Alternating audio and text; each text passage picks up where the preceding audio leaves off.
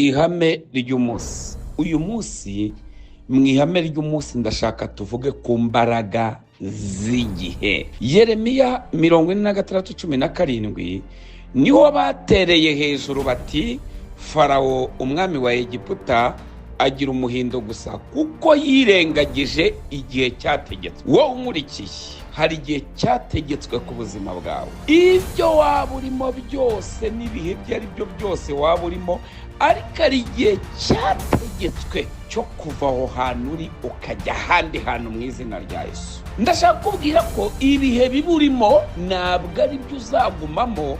Hari igihe cyiza Imana yateguye ku buzima bwawe. Igihe cyo guceceka nikikugeraho, uzemere uceceke, kuko nuvuga mu gihe cyo guceceka nawe uzagutega amatwi.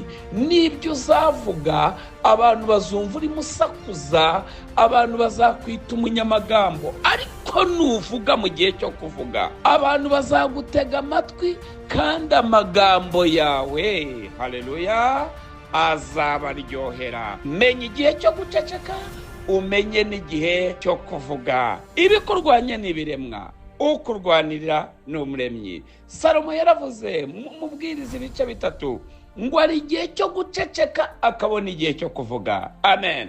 Ibihe bijya bigusobanya, ariko Imana igitegura ibindi bihe bigusobanura. Niba warasobanijwe n'ibihe, akira igihe kigiye kugusobanura. Niba waracecekeshejwe n'ibihe, akira igihe kigiye kugusubiza ijambo ryawe mu izina rya Yesu. Shoje nkubwira ngo ibukuriwe biri mu bigize amahame. Shalom.